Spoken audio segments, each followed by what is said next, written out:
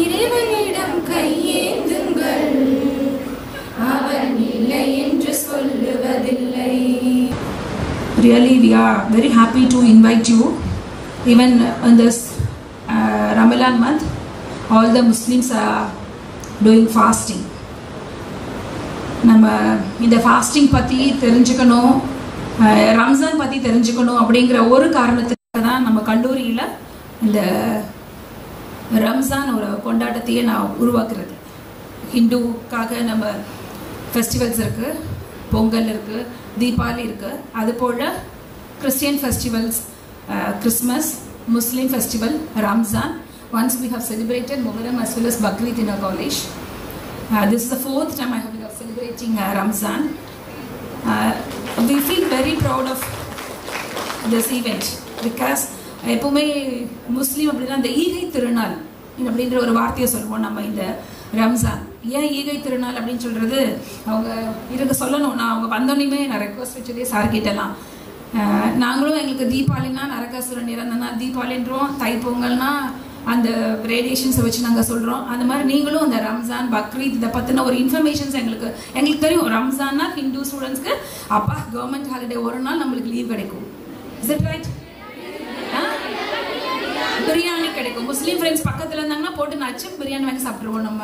இல்லை, அது மட்டும்தான் நம்மளுக்கு தெரிஞ்ச நாள். இது ஒரு ஈகை திருநாள். ஒரு முஸ்லீமாக பிறந்த அவ்வளோ பேருக்கும் நபிகள் நாயகம் அவர்களோட வழிகாட்டுதலில் அன்பை போதிக்கணும் அப்படிங்கிறதுக்காக உருவாக்கப்பட்ட நாள். அடுத்தவங்களுக்கு கொடுத்து மகிழணும் அப்படிங்கிறதுக்காகவும் உருவாக்கப்பட்ட நாள். இந்த நாளில் முஸ்லீம் சகோதரர்கள் சகோதரிகள் எல்லாருமே, ஏன்னா நான் சின்ன வயசுலேருந்து முஸ்லீம்ஸோடு வாழ்ந்திருக்கேன். ஈவன் ஒரு எச்சில கூட துப்ப மாட்டாங்க டே டைமில் ஃபுல்லாக. ஈவினிங் 6 o'clock இத்தார் அப்படின்னு அந்த நோன்பு. திஸ் இஸ் 9th month இந்த Muslim calendar, that is Ramalan month. இந்த மாதிரி அவங்க செலிப்ரேட் பண்ணுற இந்த டேயில் really we feel proud to join with you to celebrate Ramzan. And also I would like to welcome Alangiyam is Sayyid Ibrahim sir. He is a wonderful speaker. He has conducted various organizations. அன்பு சோறு தினமும் 300 ஏழை குழந்தைகளுக்கு உணவளிக்கும் ஒரு திட்டத்தை நடத்தி கொண்டிருக்கிறார். இவரையும் அந்த கல்லூரியின் சார்பாக வருக வருக என வரவேற்கின்றேன்.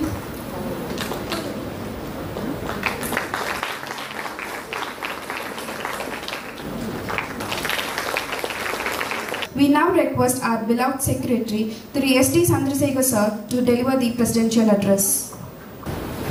நமது வேளாளர் கல்வியியல் கல்லூரியின் சார்பாக இன்று சீரு சிறப்புமாக கொண்டாடி கொண்டிருக்கின்ற இந்த ரம்லான் பண்டிகையுடைய முக்கிய நிகழ்வாக இன்று நம்முடைய சிறப்பு விருந்தினர்களை அழைத்து ஒரு சிறப்பு சேர்த்திருக்கின்றோம். குறிப்பாக எம் சையத் இப்ராஹிம் அவர்கள் பல்வேறு சமூக பணிகளை செய்து கொண்டிருப்பதாக சொன்னார்கள். அதில் குறிப்பாக ஏழை குழந்தைகளுக்கு தினசரி 300 பேருக்கு சாப்பாடு கொடுத்து அவர்களை நல்ல முறையிலே அவர்களை வளர்த்து கொண்டிருப்பதாக சொன்னார்கள். இப்படி 2 பெரும் சமூக சேவர்களை அழைத்து இன்று இப்ராஹிம் ரமலான் நோம்பியை கொண்டாடி கொண்டிருப்பது நம் கல்லூரிக்கு பெருமை என்ற நேரத்திலே கூறிக்கொள்ள ஆசைப்படுகின்றேன். I feel privileged and honored to welcome Alangiyam A. Sayyid Ibrahim sir, international organizer, Makkal Sevai Kulu India, to spread the goodness in all directions. வாழ்க வளமுடன், வாழ்க நலமுடன், வாழ்க வையகம். நம்ம எல்லாருக்குமே ஒரு தாய் உண்டு. நம்ம ஒவ்வொருத்தருக்கும் ஒரு தாய் உண்டு. நம் எல்லோருக்கும் ஒரு தாய் உண்டு. அதுதான் தமிழ் தாய். அந்த தமிழ் தாய் வயிற்றில் பிறந்த பிள்ளை என்ற பெருமையோடு உங்கள் முன் பேசுகிறேன்.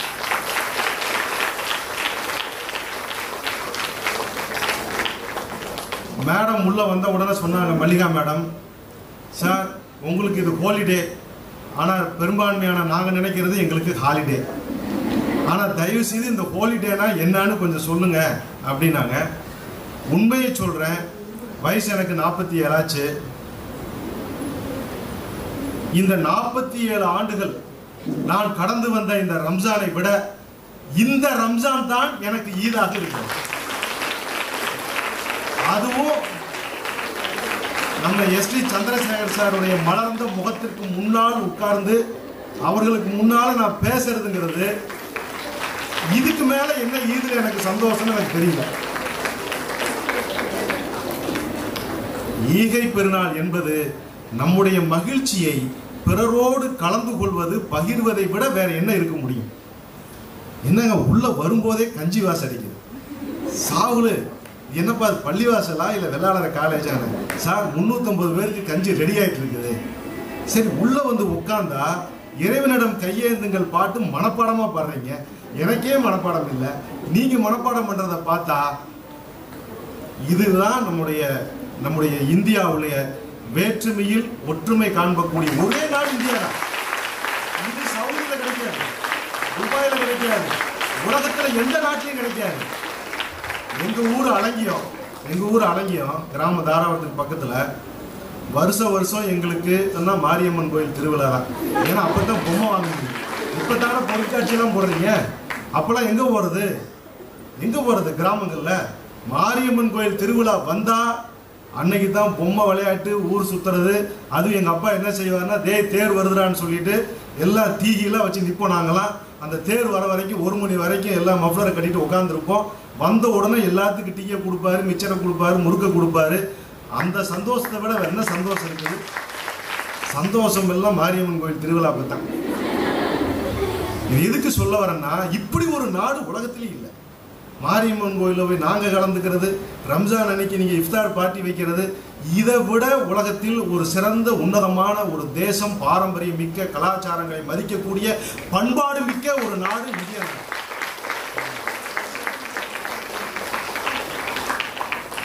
அதாவது வழிபாடுகள் என்பது முஸ்லீம்கள் என்றால் யார்?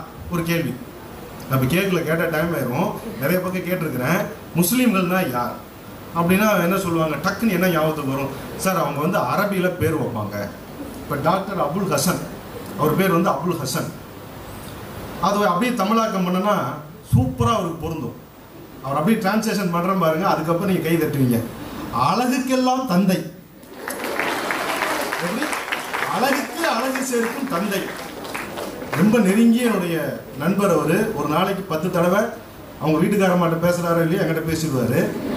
நைட்டு 11 மணிக்கு சாரை பார்க்க போனால் இப்போ என்ன மேக்கப்போ அதே மேக்கப் தான். நானும் அவர்கிட்ட கேட்குறேன், சார் அந்த மேக்கப் செட்டு எங்கே தான் சார் கிடைக்கும்? ஃப்ரெஷ்ஷாக இருப்பார்.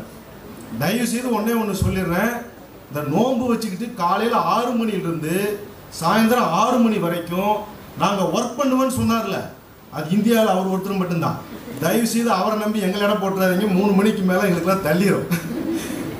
எதுக்கு சொல்ல வரேன்னா, ஒரு அரபியில் பேர் வைப்பார்கள், அப்புறம் புர்கா போடுவார்கள், அப்புறம் தாடி தொப்பி வச்சுருப்பாங்க, அப்புறம் என்ன சார் பிரியாணி சாப்பிடுவாங்க, அப்புறம் நோன்பு அன்னைக்கு வந்து பச்சை தண்ணி கூட குடிக்க மாட்டாங்களாம், அப்புறம் தொழுவாங்க, மக்காவுக்கு போவாங்க. இதெல்லாம் ஒரு வித்தியாசம் கிடையாது. நாங்கள் மக்காவுக்கு போனால் உங்களுக்கு காசி, சபரிமலை ஒன்று தான் எங்களுக்கு. உங்களுக்கு எத்தனை இருக்குது? நாங்கள் விரதம் வைக்கிற மாதிரி நீங்களும் தான் விரதம் வைக்கிறீங்க. விரதங்கள் வித்தியாசப்படுது. நாங்கள் 5 வேளை தொழுகிறோம். தொழுகில் உள்ள அத்தனை அம்சங்களும் யோகாசனத்தில் இருக்குது. யோகாசனத்தில் இருக்கிற அத்தனை அம்சம் டிட்டோவா அப்படியே தொழுகிட்டு இருக்குது. தர்மம் பெரும் தர்மங்கள் பண்ணிட்டு தான் இருக்கிறீங்க. இப்போ நபிகள் நாயகம் ஸல்லல்லாஹு அலைஹி வஸல்லம் அவங்கள்ட்ட போய் ஒருத்தர் கேட்குறாரு. இதெல்லாம் அவர் சொல்லலை. பேர் முஸ்லீம் பேர் வந்து நீங்கள் அரபியில் வைக்கணும், நீ வந்து இதெல்லாம் சொல்ல. ஒரே வார்த்தை, முஸ்லீம்கள் என்றால் யார்? நபிகள் நாயகம் பெருமானார் ஸல்லல்லாஹு அலைஹி வஸல்லம் அவர்கள் சொன்னார்கள், முஸ்லீம் என்றால் அவனுடைய நாவினாலோ கைகளினாலோ எவன் பிறருக்கு தொல்லை தராமல் இருக்கிறானோ அவனுக்கு பெயர் தான் முஸ்லீம். நாக்கு, நம்முடைய வள்ளுவர் பெருந்தகை சொல்லியிருக்கிறார, கையில் அடிச்ச காயம் கூட ஆறி போயிருமாப்பா, ஆனா நாவினால் சுட்ட வடு ஆறவே ஆறாது. நாவினால் ஏற்படுகிற தீமைகள் கொஞ்சம் நஞ்சம் இல்லை. இந்த நன்னாளில் உங்களோடு நான் பகிர்ந்து கொள்வதற்காக, இந்த வாழ்க்கையை நாம் முழுமையாக வாழ்வதற்காக, இந்த வாழ்க்கையை நாம் முழுமையாக அனுபவிப்பதற்காக ஒரு 10 இஸ்லாம் கூறக்கூடிய 10 குறுந்தலைப்புகளில், பயந்துராதீங்க, 10 குறுந்தலைப்புகளில் இஸ்லாம் நமக்கு கொடுக்கக்கூடிய சில நல்ல குணாதிசயங்களை பற்றி நான் பேச வேண்டும் என்று ஆசைப்படுகிறேன். பேசலாமா? அப்படியே கடிச்சு பண்ணி வீசிக்கிட்டே கேளுங்க. அதாவது உலகத்தில் உள்ள எல்லா பிரச்சனைக்குமே காரணம் சார், அது எதை வேணாலும் வச்சுங்க, பிரச்சனை என்னமோ வீட்டில், நாட்டில், ஊரில், எல்லா பக்கம் ஒரே காரணம் தான் சார், ஒருவரை ஒருவர் புரிந்து கொள்ளாதது. சரி, பிரச்சனைக்கு என்னதான் தீர்வு? ஒருவரை ஒருவர் புரிந்து கொள்வது. மதங்களுக்கு இடையே உள்ள பிரச்சனைக்கு காரணம் என்னன்னா, ஒரு மதத்தினர் இன்னொரு மதத்தினரை புரிந்து கொள்ளவில்லை. அதை புரிவதற்கான ஒரு ஏற்பாடு இந்த நிகழ்ச்சியை மல்லிகா மேடம் அவர்கள், சந்திரசேகர் ஐயா அவர்கள், ஷாகுல் அவர்கள் ஏற்பாடு செய்திருப்பது இந்த நாட்டின் ஒரு ஆரோக்கியமான அனைத்து பிரச்சனைகளுக்குமான ஒரு தீர்வு இந்த நாள். அதாவது ஒரு இஸ்லாமிய மதத்தை நம்ம தெரிஞ்சுக்கணும்னா குரானை படிக்கணும், தெரிஞ்சுக்கலாம். இல்லை நபிகள் நாயகத்துடைய பொன்மொழிகள் புத்தகமாக இருக்குது, தெரிஞ்சுக்கலாம். இந்து மதத்தை பற்றி தெரியணும்னா படிக்கலாம், தெரிஞ்சுக்கலாம். பகவத்கீதை படிக்கலாம், ராமாயணம் படிக்கலாம். ஒருவரை ஒருவர் புரிந்து கொள்ளலாம். ஆனால் இப்போ எனக்கு சமீப காலமாக என்ன தோணுதுன்னா, சமீப காலமாக இங்கெல்லாம் நடிகர் சிவகுமார் அவர்கள் வந்து ராமாயணத்தை இங்கே பிறந்த இடமே இந்த இடம் தான் நினைக்கிறேன், 2 நாளில். அதே மாதிரி இப்போ என்ன பிரச்சனை தெரியுமா சார்? அடுத்த மதத்தை புரிஞ்சுக்கிறது இல்லை. குறைஞ்சபட்சம் தான் எந்த மதத்தை சார்ந்திருக்கிறானோ அந்த மதத்தை விளங்கினாலே பிரச்சனை தீர்ந்துடும். திருக்குரானை புரியாத படிக்காத முஸ்லிம்களால் பிரச்சனை, பகவத்கீதையை ராமாயணத்தை படிக்காத ராம பக்தர்களால் பிரச்சனை. ராமாயணத்தை படிச்சா அவனுடைய நோக்கமே மாறிடும். இப்ப என்ன பிரச்சனைனா, திருக்குரானை விளங்காத முஸ்லிம்கள். அன்பு நண்பர்களே, தோழர்களே, சகோதர சகோதரிகளே, ஒரு 10 குணாதிசயங்களை பற்றி நம்ம பேசலாம். அதுல முதல்ல நான் பேசணும்னு ஆசைப்படுறது, நிறைய வாய் நிறைய பாராட்டுங்கள் பாராட்டுங்கள் பாராட்டுங்கள். இது இஸ்லாம் கூறக்கூடியது. யாரை பார்த்தாலும் பாராட்டணும். நான் அந்த 10 சொல்லிட்டு இதே 10 வந்து யார் இங்க ஒப்பிக்கிறாங்களோ அவங்களுக்கு 1000 ரூபாய் கொடுப்பேன். உங்க ரம்ஜான் கிஃப்ட் ஆனா ஒருத்தருக்கு தான் கொடுக்க முடியும். பார்க்கலாம். 1வது என்னன்னு சொன்னா, நாம் மனதார பாராட்டணுங்க. பாராட்டணும்.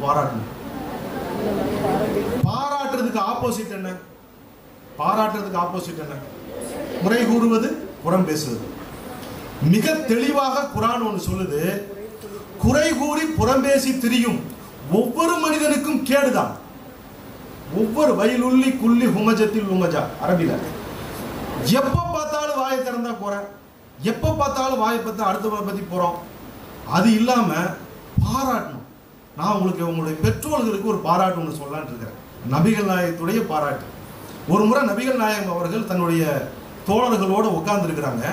அப்ப நபிகள் நாயகம் அவர்கள் சொல்லுகிறார்கள், யார் ஒருவர் 3 பெண் குழந்தைகளை பெற்றெடுத்து நல் ஒழுக்கத்தையும் கல்வியையும் கற்றுக் கொடுத்து வளர்த்து திருமணம் செய்து வைக்கிறாரோ அவரும் நானும் சுவனத்தில் இப்படி இருப்போம் நண்பர்களாக அப்படிங்கிறார். ஒரு பெரிய ஆன்மீக குரு, அவரை நம்பி இருக்கிறாங்க மக்கள். அவர் சொல்றாரு, 3 பெண் குழந்தைகளை பெற்றெடுத்து ஒழுக்கத்தையும் கொடுத்து கல்வியையும் கொடுத்து நல்ல முறையில் வளர்த்து ஒரு திருமணம் செய்து வைக்கிறாரோ அவரும் நானும் சுவனத்தில் இப்படி இருப்போம் அப்படின்னு சொன்ன உடனே ஒருத்தருக்கேன்னு அழுக ஆரம்பிச்சிடுறாரு. ஏப்பா அழுகிற? எனக்கு 2 பெண் குழந்தை தான் அப்படிங்கிற. கவலைப்படாத, நீயே என் கூட தான் இருப்ப அப்படிங்கிற. இங்க இருக்கக்கூடிய இந்த பெண் குழந்தையுடைய அத்தனை பெற்றோர்களுக்கும் நபிகளாரின் ஒரு பாராட்டு. எனக்கு என்ன அப்படின்னா, 2 குழந்தையை பெற்றா சொர்க்கம், 3 குழந்தையை பெற்றா சொர்க்கம். சந்திரசேகர் ஐயா அவர்கள் இத்தனை பெண் குழந்தைகளுக்கு நல்லொழுக்கத்தையும் கல்வியும் கற்றுக் கொடுத்து கொண்டிருக்கிறாரு. அவருக்கு எப்படிப்பட்ட சொர்க்கம்? அதுதான் எனக்கு தோணுது. இந்த பாராட்டுங்கிறது ரொம்ப முக்கியமாகும். என்னன்னா, யாராவது நம்மளை பாராட்ட மாட்டாங்களா? 30 வருஷமா இந்த மனைவிக்காக நான் பாடுபடுகிறேனே, இந்த மனைவி என்னை பார்த்து ஒரு வார்த்தை என்னை பாராட்ட மாட்டாளா? இந்த பிள்ளைகளுக்காக நான் காலை முதல் இரவு வரை உழைக்கிறேனே, இந்த பிள்ளைகள் என்னை பாராட்ட மாட்டார்களா? இந்த நிறுவனத்திற்காக நான் பாடுபடுகிறேனே, என்னை பாராட்ட மாட்டார்களா என ஒவ்வொரு மனிதனும் ஏங்கிக் கொண்டிருக்கிறான். இன்று ஈது முதல் நீங்கள் ஆரம்பியுங்கள். எங்கெல்லாம் பாராட்ட சந்தர்ப்பம் கிடைக்கிறதோ, வாய்ப்பு கிடைக்கிறதோ, அது வீடோ அல்லது நிறுவனங்களோ அல்லது குழந்தைகளோ அல்லது மனைவி கணவர்களோ, பாராட்ட துவங்கலாமா? பஸ்ஸில் போவேன் சார், விடிய பஸ் டிரைவர் ஓடிட்டே போவார். நான் உங்களே ஒரு கேள்வி கேட்குறேன். நிறைய போயாச்சு, இப்போ தூங்கிட்டு போகிறோம், நல்லா குரட்டி விட்டு தூங்கிட்டு போகிறோம். பஸ்ஸை விட்டு இறங்கும் போது அந்த டிரைவர்கிட்ட போய், அண்ணா ரொம்ப அருமையாக வண்டி ஓட்டினீங்க, ரொம்ப சந்தோஷம், ரொம்ப மகிழ்ச்சி, விடிய நல்லபடியாக தூங்க வச்சு கொண்டு வந்தீங்க இப்படின்னு சொன்னதை கண்ணில் பார்த்துருக்கீங்களா? யாராவது நீங்கள் பார்த்துருக்கீங்களா? ஒருவேளை நீங்களே பாராட்டிருக்கீங்க. பரவாயில்ல, யாரோ ஒருத்தரை பார்த்ததை சொல்லிட்டாங்க. சரி, இது நிறைய பேர் மலியா மரம் தான் கை தூக்கியிருக்காங்க. ஆனால் அதே ஒரு குண்டு குழியில் இறக்கிட்டார் டிரைவர். இறக்கி ஏத்தன உடனே எல்லாம் எந்திரிச்சு உட்காந்து, யோ என்னையா மாட்டு வண்டி ஓட்டலையா? அப்ப குறை சொல்வது என்றால் போட்டி ஓட்டு, அதே வந்து பாராட்டுவது என்றால் அதற்கு மிகப்பெரிய பஞ்சம், அதுக்கு மிகப்பெரிய கஞ்சத்தனம். இந்த டீ கடையில் போய் காலையில் டீ குடிக்கும்போது அந்த டீ மாஸ்டர் வந்து அப்படியே ஆத்திட்டு இருப்பார்.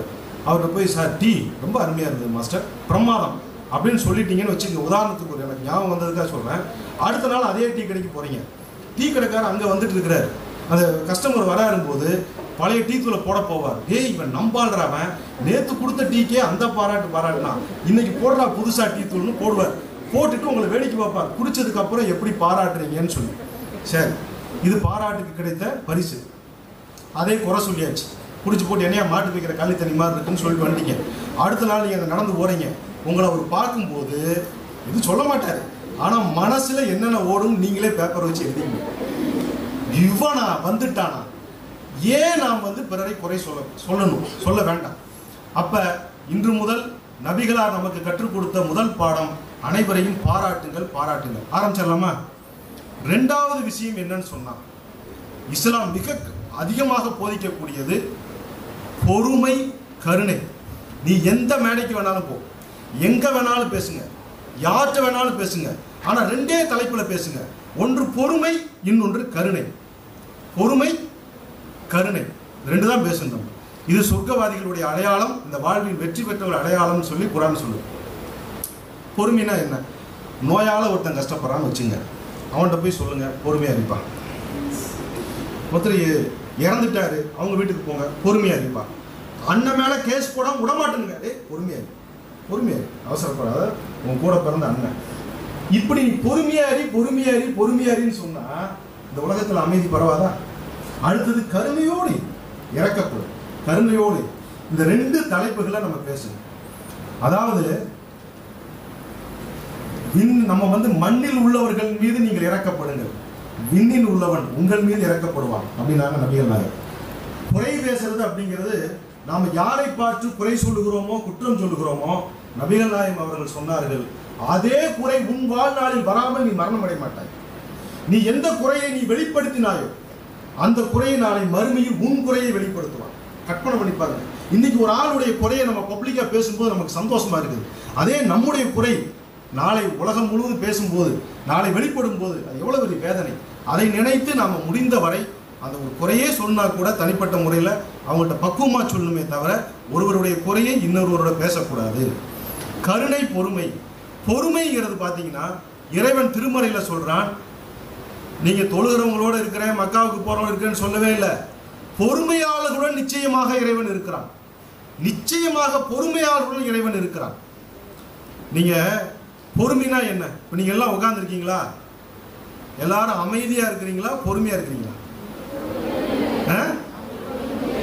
யார் அமைதின்னு சொல்றவங்களா கை தூக்குங்க. அதாவது இப்போ நீங்க எல்லாரும் அமைதியா தான் உட்கார்ந்துருக்கிறீங்க. இப்படியே நான் ஒரு 6 மணி வரைக்கும் பேசினா இப்படியே உட்கார்ந்துருந்து அதுக்கு பேர் பொறுமை. பொறுமைனா என்னன்னா இப்படி உட்கார்ந்துருக்கிறது அல்ல, இது அமைதி. இது இன்னும் கொஞ்சம் நேரம் தாங்கும்.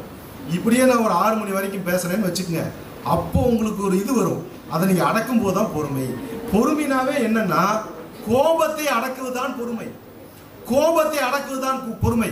நபிகள் நாயகம் பெருமானார் ஸல்லல்லாஹு அலைஹி வஸல்லம் சொன்னார்கள், வீரன் என்றால் யார் தெரியுமா? மல் யுத்தத்திலே சண்டையிட்டு வெற்றி பெறுபவன் வீரன் அல்ல, எவன் தன் கோபத்தை அடக்குகிறானோ அவன்தான் வீரன். அவன்தான் வீரன். ஒரு கோபம்ங்கிறது நபிகள் நாயகம் அழகான உதாரணம் சொன்னாங்க. ஒரே ஒரு பானம், மேங்கோ ஜூஸ் குடிச்சா ருசியா இருக்கு. அப்ப நபிகள் நாயகம் அவர்கள் சொல்லுகிறார்கள், எப்படி ஒரு ஜூஸை குடிப்பியோ அது மாதிரி கோபத்தை நீங்கள் விழுங்கி விடுங்கள். கோபத்தை விழுங்கி விடுங்கள். வாந்தி எடுத்த தெரு நாரிரும், வீடு நாரிரும், ஊர் நாரிரும். கோபம்ங்கிறது ஒரு நெருப்பு. அதை நீங்கள் தண்ணீரை கொண்டு, கோபம் வந்துருச்சா கொஞ்சம் தண்ணியை குடிச்சுக்கணும், நின்றா உட்காந்துக்கணும், உட்காந்தா படுத்துக்கணும், யார் மேல கோபமா டக்குன்னு திரும்பிடணும். எந்த வகையிலும் நாம் கோபத்தை அடக்கியே தீரணும். அந்த அடக்கிறதுக்கு அப்புறம் வருவதற்கு பெயர் தான் பொறுமை. அப்படிப்பட்ட பொறுமையாளர்களுடன் தான் இறைவன் இருக்கிறான். அடுத்தது மூணாவது 2 சொல்லியிருக்கிறேன். ஒன்று பாராட்டுங்கள், 2வது பொறுமை கருணை, 3வது நீங்கள் எங்கே யாரை பார்த்தாலும் சமாதானம் செய்து வையுங்கள். 2 பேர் சண்டை, புருஷன் பொண்டாட்டி பிரச்சனை, உடனே போங்க சமாதானம் பண்ணி வைங்க. நபிகள் நாயகம் அவர்கள், அம்மா நான் உங்களை வருங்காலத்தை சொல்ல, இப்போ எங்கே கண்ணில் பார்க்குறீங்களோ, அதாவது நபிகள் நாயகம் அவர்கள் பொய் சொல்லுவதற்கு ஒரே ஒரு சந்தர்ப்பத்திற்கு அனுமதி கொடுத்திருக்கார்கள். பொய்யே பேசக்கூடாது. பொய் பேசணும்னா இரண்டு கணவன் மனைவியை சேர்த்து வைப்பதற்காக, இரண்டு பிரிந்த நண்பர்களை சேர்த்து வைப்பதற்காக பொய் கூறலாம். சமாதானம் எங்க பார்த்தாலும் சமாதானம் பண்ணி வைக்கணும். சரி, சமாதானத்துக்கு ஆப்போசிட் என்ன அப்படின்னா கோல் மூட்டுறது. சமாதானத்துக்கு ஆப்போசிட் என்ன? கோல் மூட்டுவது. பெருமானார் நபிகள் நாயகம் அவர்கள் சொன்னார்கள், ஒரு மனிதனை அடக்கம் செய்த பிறகு அவன் மீது இரண்டு விஷயங்களுக்காக தண்டனை வழங்கப்படும். ஒன்று என்னன்னா இவன் கோல் மூட்டியதற்காக. முதல்ல தண்டனை கோல் மூட்டுறதுதான். என்ன பிரச்சனை தெரியுங்களா? அடங்க அப்பா, காலையில நல்லா இருப்பான் சார், நம்ம கூட ஃப்ரெண்டு 25 வருஷமா பழகிட்டு இருப்பான், நல்லா தான் பேசியிருப்போம். திடீர்னு சாயந்தரம் பார்க்கும்போது என்னை முறைச்சு பார்ப்பான். ஏன்டா அவன் முறைக்கிறான் என்னன்னே தெரியலையே. இதுக்கடையில் ஒரு ஆசாமி வந்துட்டு போயிருப்பாரு. அவர் என்ன சொன்னார் நமக்கு தெரியாது. இப்படி பிரிஞ்சது, கணவன் மனைவியை பிரித்தது கோல் மூட்டினது, ஊருக்குள்ள பிரச்சனை கோல் மூட்டினது, அண்ணன் தம்பி பிரிஞ்சது கோல் மூட்டினது, மாமியார் மருமக பிரிந்தது கோல் மூட்டினது, கலவரங்கள் வெடிப்பது கோல் மூட்டினது, ஒரு மனிதனை பற்றி இன்னொரு மனிதனிடம், ஒரு சமூகத்தை பற்றி இன்னொரு சமூகத்திடம் இந்த கோல் மூட்டுவது தான் இந்த ஊருக்குள்ள நம்ம செய்வனேன்னு சொல்லுவோம் பாருங்க. செய்வனெல்லாம் ஒன்றும் கிடையாது.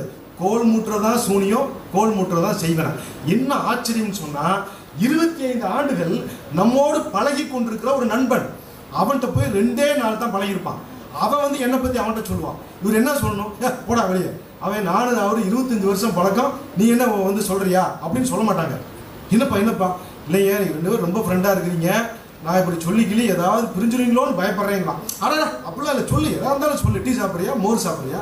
அடுத்த கேள்வி வரும். உட்காருவான், சூனியை வைக்க ஆரம்பிப்பான். வைக்கிறதுக்கு முன்னாடி ஒன்று சொல்லுவான். என்ன தெரியுமா? இதை தயவு செய்து அவர்கிட்ட சொல்லிட மாட்டீங்களே. அப்பவே நீங்க தெரிஞ்சுக்கலாம் அவன் சூனியை வைக்க போறான்னு சொல்லி. என் அன்பு தோழர்களே, சகோதரிகளே, தயவு செய்து அதுக்கு இடமே கொடுக்காதீங்க. நீங்களா டீச்சர் சாக போறீங்க. நானும் ஸ்கூல்ல டீச்சரா இருந்தேன். யாராவது ஒரு பையன் இன்னொரு பையனை பத்தி என்கிட்ட கோல் மூட்டை வந்தால் பனிஷ்மெண்ட் கோல் மூட்டை வந்தவனுக்கு தான். ஏன் அப்படின்னு அவன் கேட்பான். ஏன் சார் என்னை திட்டுறீங்க? நல்லதான் சார் அவனை பத்தி சொன்னீங்க. டே, நீ அவனை பத்தி சொல்லிட்ட, ஆனால் கோல் மூட்டுகிற பழக்கம் உன்னிடம் உருவாக கூடாது என்பதுதான் எனக்கு முக்கியம். அவன் தப்ப நான் பார்த்துக்கிறேன், ஆனா நீ தயவு செஞ்சு இந்த பிராக்டிஸ் பண்ணிடாத. இது போக போக வளர்ந்துடும். எனவே உங்களுடைய நாளை வருங்காலம் உங்களுடைய பிள்ளைகளுக்கு கோல் மூட்டுகிற பழக்கத்திலிருந்து அவங்கள முதல்ல வெளியே எடுக்கலாமா? அதே மாதிரி நம்மை விட சிறப்பாக வாழ்பவர்களை பார்த்து மகிழ்ச்சி அடைய வேண்டும். பெருமானார் கற்றுக் கொடுத்த ஒரு முக்கியமான பாடம் என்னன்னா, நம்மளை விட சிறப்பாக உலகத்தில் எல்லாருமே ஒருவர் ஏதோ ஒரு வகையில் சிறப்பாக இருப்பார்கள். ஏதோ ஒரு வகையில். வெறும் பணம் மட்டுமே சிறப்பல்ல. அழகால இருக்கலாம், திறமையாளர் இருக்கலாம், பேச்சாளர் இருக்கலாம், தான தர்மங்களால் இருக்கலாம், நல்ல குணத்தால் இருக்கலாம், நல்ல பிள்ளை செல்வங்களால் இருக்கலாம். ஏதோ ஒரு வகையில் ஒரு மனிதன் ஒரு மனிதனை விட சிறப்பாகத்தான் ஆக்கி வச்சிருப்பான். ஏன் நம்ம அடுத்தவனை பார்த்து பொறாமைப்படணும்? பொறாமைக்காரனுக்கு நபிகள் நாயகம் சொன்னது என்னன்னா, யாருடைய உள்ளத்திலே பொறாமை வந்து விடுகிறதோ இறைவன் அவனுக்கு வழங்கும் பரிசு என்ன தெரியுமா? அவன் எப்பவுமே சோகமாக இருப்பான், எப்பவுமே கவலையாக இருப்பான். அவன் முகம் சோகத்திலே இருக்கும். ஐயோ அவன் நல்லா இருக்கிறானே, ஐயோ இவன் நல்லா இருக்கான், அவன் எப்படி நிம்மதியாக இருக்க முடியும்? 2 பேர் திருப்பூருக்கு போறாங்க வேலைக்கு. 2 பேர் போறாங்க. இவரும் ஒரு வீட்டை பிடிச்சாரு, அவரும் வீட்டை பிடிச்சாரு. 2 பேரும் தான் சைக்கிள் ஓட்டினாங்க. 2 பேரும் தான் கட்டிங் மாஸ்டர் போனாங்க. திடீர்னு பார்த்தா பக்கத்து வீட்டுக்காரர் ஒரு பைக் வாங்கிட்டாரு. சரி பரவாயில்ல, தாங்கிக்கலாம், ஒன்றும் பிரச்சனை இல்லை. அதுக்கப்புறம் பார்த்தா கொஞ்ச நாள் போக போக இன்னும் கொஞ்சம் பெரிய பைக்காக வாங்கினாரு. அப்புறம் பார்த்தா அதையும் தாங்கியாச்சு. அடுத்து பொசுக்குன்னு கார் வாங்கணும்னு தாங்கவே முடியல. படப்படப்பட டுமில் கொலஸ்ட்ரால்னால ஹார்ட் அட்டாக் வரலாம், தப்பு இல்லை. ஆனால் பொறாமையினால வந்துடக்கூடாது. அப்போ இது என்னன்னு சொன்னால், நம்முடைய மனம் விசாலம் அடைய வேண்டும் என்றால், நீங்கள் யாரை பார்த்தாலும் நம்மை விட சிறப்பாக இருப்பவர்களை பார்த்து என்ன வரும் தெரியுமா? சொல்லுவாங்க அரபியில், மாஷா அல்லா அப்படிங்குவாங்க. நம்மை விட சிறப்பாக ஒருத்தரை பார்த்துட்டிங்கன்னா நீங்கள் சொல்ல வேண்டிய வார்த்தை மாஷா அல்லா. என்ன மாஷா அல்லா அப்படின்னா, இறைவன் நாடி விட்டான். இறைவன் அவனை அப்படி வைக்கணும் நாடிட்டான். இறைவன் இவனை இப்படி வைக்க வேண்டும் நாடிட்டான். அது இறைவனுடைய செயல். எனவே நம்ம இறைவனை புகழ்வோம். அவ்வளோதான், முடிஞ்சு போச்சு. அடுத்தது ரொம்ப ரொம்ப ரொம்ப ஒரு முக்கியமான விஷயங்கள் என்ன அப்படின்னு சொன்னால், மன்னிச்சிடுங்க. யார் என்ன செஞ்சாலும், மாமா மச்சான் அண்ணன் தம்பி அக்கா யாரா இருந்தாலும் மன்னியுங்கள். நபிகள் நாயகம் ஸல்லல்லாஹு அலைஹி வஸல்லம் போய் கேட்குறாங்க, என்ன நீங்க எப்போ பார்த்தாலும் மன்னிச்சுக்கிறீங்களே, எத்தனை தடவை தான் என் வேலைக்காரன் தப்பு பண்ணிக்கிட்டே இருக்கிறான், நான் மன்னிக்கிறது அப்படின்னாங்க. ரசூலுல்லாஹ் சொன்னாங்க, 70 முறை மன்னி. எத்தனை முறை மன்னிக்கணும்? ஒரு முறை இல்லை, 70 முறை மன்னியுங்க. ஒருத்தர் போனாரு, நபிகள் நாயகமே, நான் என்னுடைய உறவுகளோட நான் சேர்ந்து வாழ்றேன், அவங்க எது கேட்டாலும் கொடுக்குறேன், ஆனால் என்னை வெட்டி விடுறாங்களே. சொன்னாரு, அவர்கள் வெட்டி விடட்டும் நீ ஒட்டி வாழ்வீராக. அவங்க வெட்டி விடட்டும் நீ ஒட்டி வாழ்வீராக. ஒரு இல்லை விட்டுருமா குழந்தை, நீங்கள் உறவுகளை பொறுத்த வரைக்கும் நல்லா புரிஞ்சுக்கணுமா. உறவுகள் அப்படிங்கிறது யாருன்னா பிறப்பால் உருவானவர்கள். இறக்கும் முறை நம்மோடு இருப்பாங்க. ஃபேஸ்புக்கு காலம் இல்லை, வாட்ஸ்அப் காலம் இல்லை. அன்று பிறந்த நம்ம 1960 இன்ன வரைக்கும் அந்த உறவு மட்டும்தான் ஒட்டிக்கிட்டு இருக்கோம். 5ஆம் கிளாஸ் படித்த நண்பர்கள் மாறி விடுவார்கள், 12ஆம் கிளாஸில் படித்த மாணவர்கள் நண்பர்கள் மாறி விடுவார்கள், கல்லூரி மாணவர்கள் மாறி விடுவார்கள். ஆனால் சித்தியும் சித்தப்பாவும் பிறந்தது முதல் இறக்கும் வரை நம்மோடு இருக்கிற அந்த உறவுகளை நீங்கள் எந்த தவறுகள் செய்தாலும் மன்னித்து விடுங்கள், அவரோடு இணைந்து வாழுங்கள். கையே தட்ட மாட்டேங்கிறீங்க, நானும் பார்த்துட்டு தான் இருக்கேன்.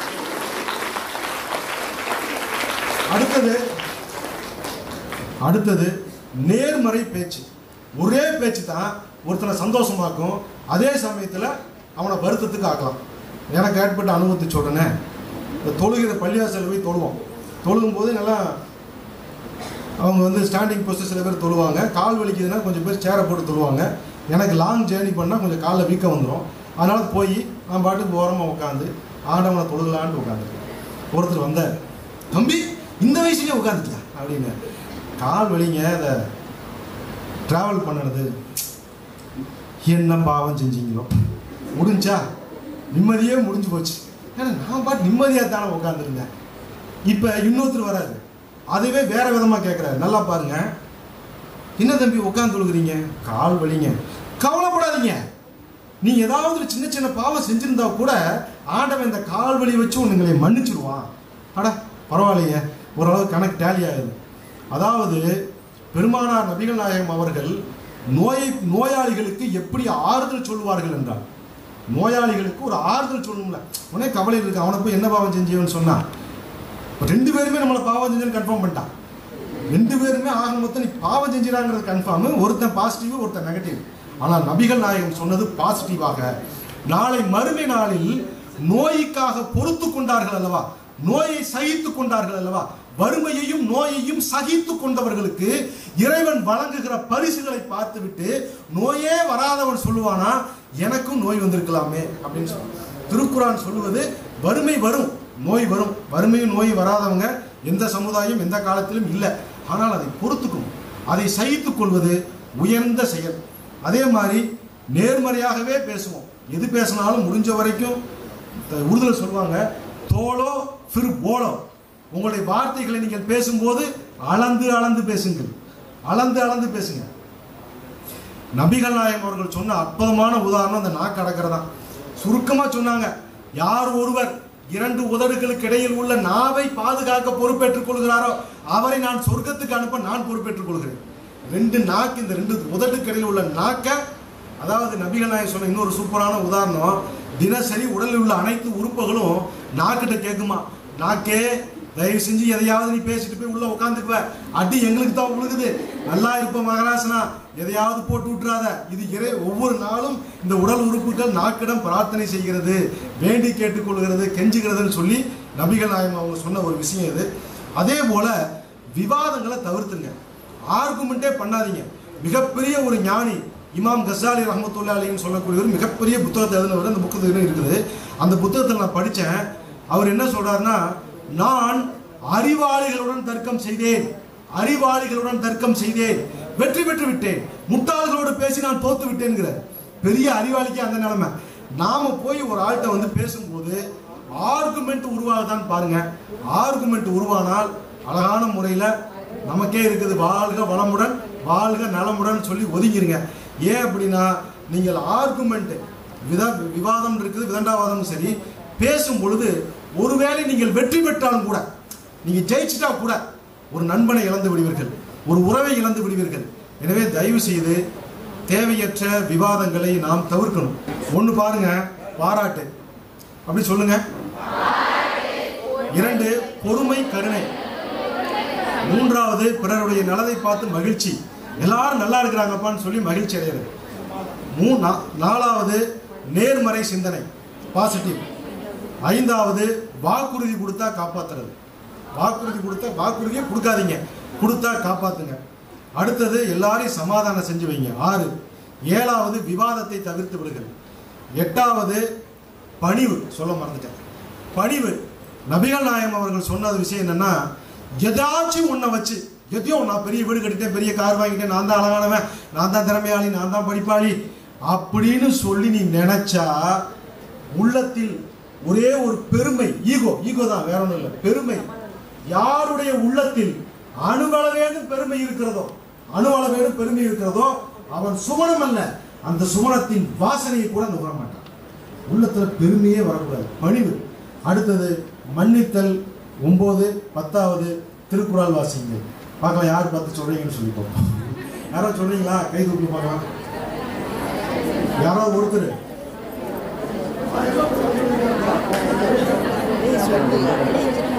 யாராவது ஒருத்தருமா சும்மா 10 தலைப்புல சொன்னா போதும். என்னங்க டீச்சர் எல்லாரும் கை தூக்கணும்னு சொல்லி போட்டு இப்படி சொல்ல முடியாது.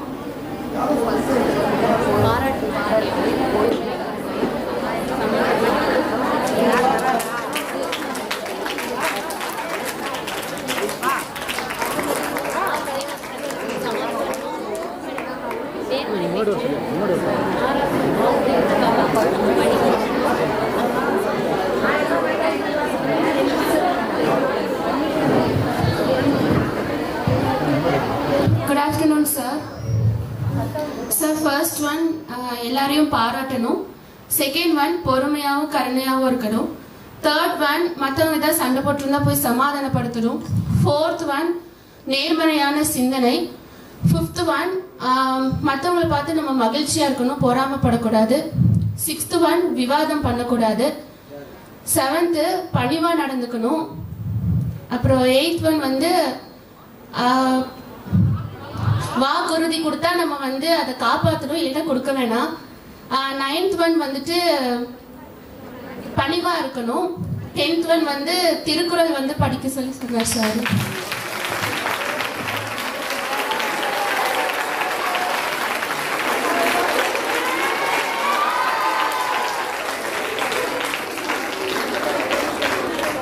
அதாவது 10 ஒப்பிக்கிறத விட தைரியமா இங்க வர்றதான் மிகப்பெரிய வெற்றியின் அடையாளம்.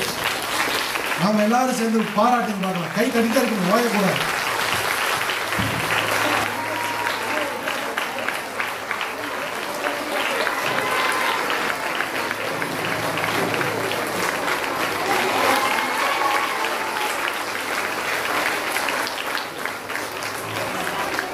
அதாவது பாருங்க, இன்று முதல் பேசினா எப்பவுமே பேச்சோட நிற்கக்கூடாது, ஒரு செயலை ஆரம்பிக்கணும். இப்பவே ஒரு பெண்ணை நம்ம ஒரு வருங்கால சிறந்த ஆசிரியை நாம் பாராட்ட ஆரம்பிச்சோம்.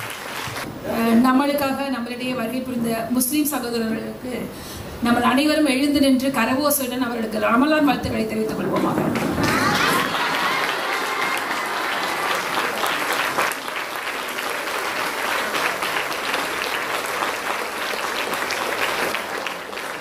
National Anthem.